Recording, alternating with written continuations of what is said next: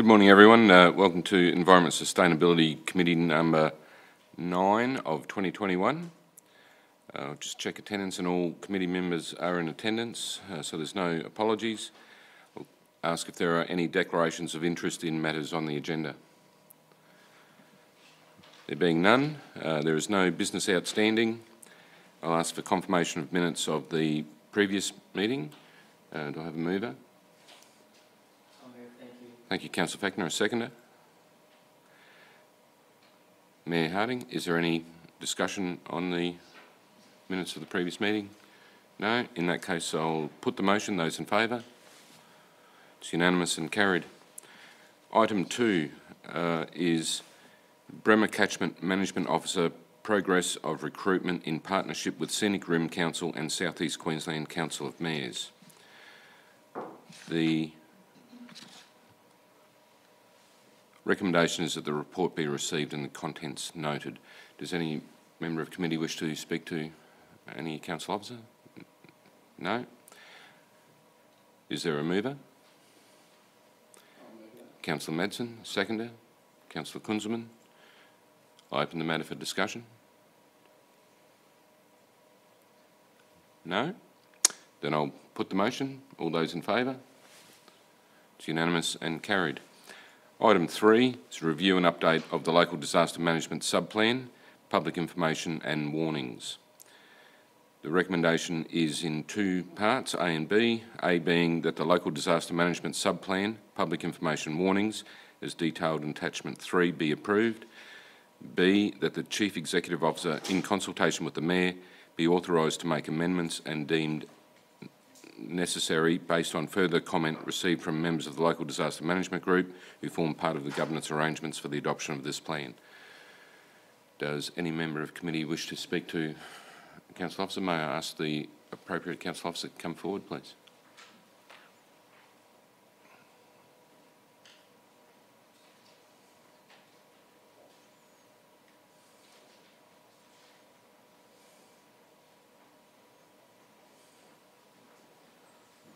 Good morning, Chair, Mayor and Councillors. Matthew Pinder, Emergency Management Sustainability Manager.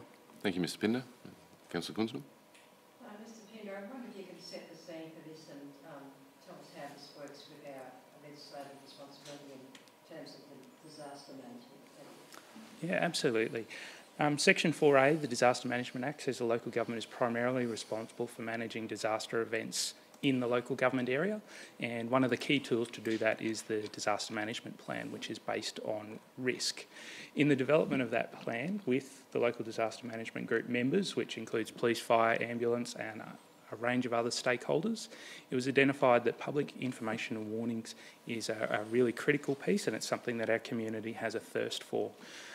So Council made the decision to author a public information and warnings plan, and it was last adopted and updated in 2018.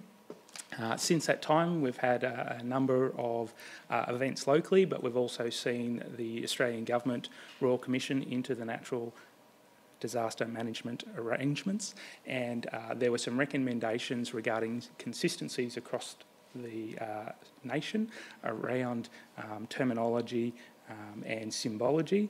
Our plan has been updated to reflect those. Thank you. Are there any further questions? Thank you, Mr Pinder. Thank you. Do I have a mover? Mayor Harding. Seconder, Councillor Kunzman. I open the matter for discussion. Mayor Harding. If I may, Chair, as Chair of the Local Disaster Management Group as well, I think it's very important that we keep our policies up to date. This brings us in line nationally with how public warnings and information is given out. So vitally important during disaster for people to know what's happening. I mean, we just received a text now, I think, from the Queensland Government on encouraging people to get their COVID vaccination. So it's vitally important that we maintain our processes and procedures in line with that. Absolutely. Nothing further. In that case, I'll put the motion. Those in favour? It's unanimous and carried. Item 4, 2021-2022 seasonal preparedness.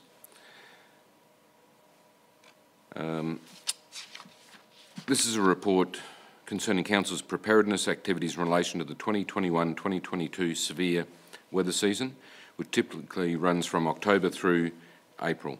In addition to an increasing chance of La Nina, which typically brings more rainfall to Queensland, the Bureau of Meteorology forecast for October to December currently indicates that southeast Queensland is likely to experience warmer than average nights and above average rainfall. The recommendation is that the report be received and the contents noted. Does any member of committee wish to speak to? Thank you, Mayor.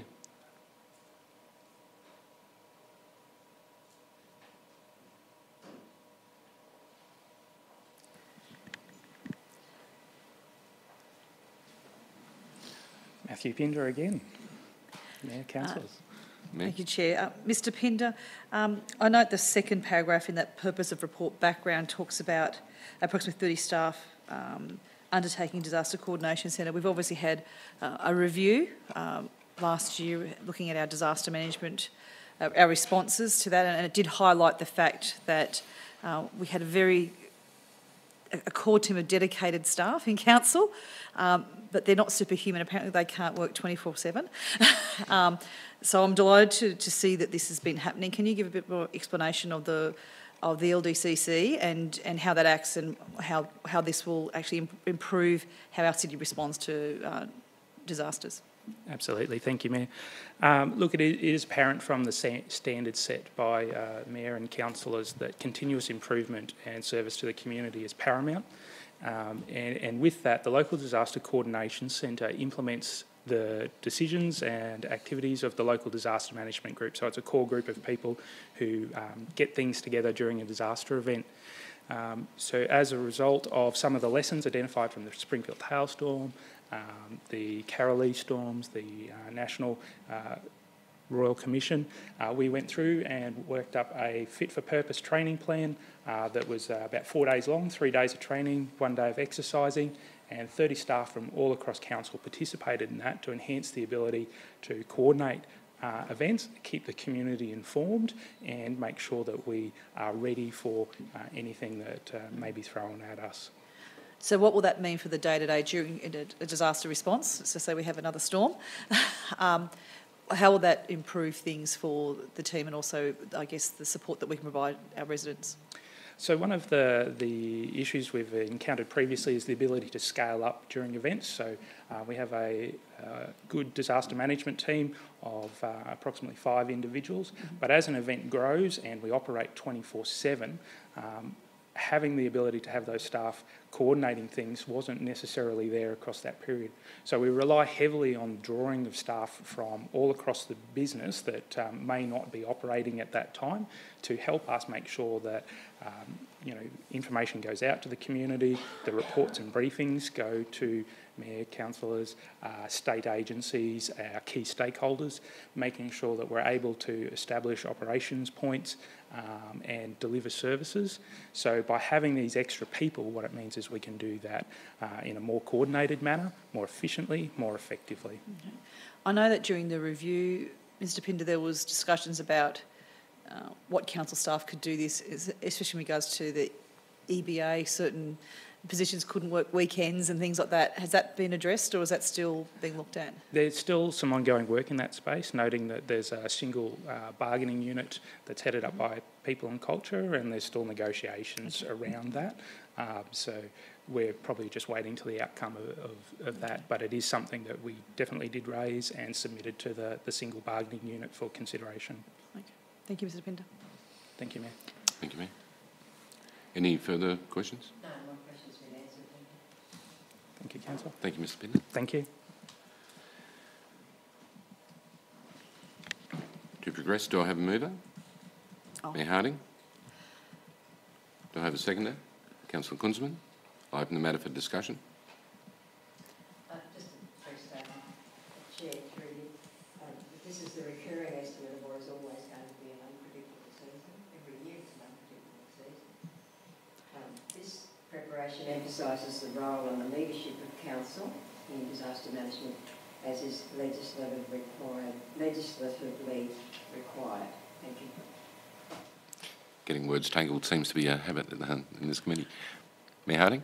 I'd like to note that as we were sworn in as a new council, that we're already in a state of disaster. So it's an unusual circumstance. So we need to make sure that our teams who are working really hard are not fatigued. They need to have that backup and support and have other staff members. So, you know, we are on a high level of alert because of COVID, because we do have legislative requirements, and you know, we're having more LDMG, local disaster management group meetings, and I know Councillor Kunzman chairs the local recovery and resilience group as well.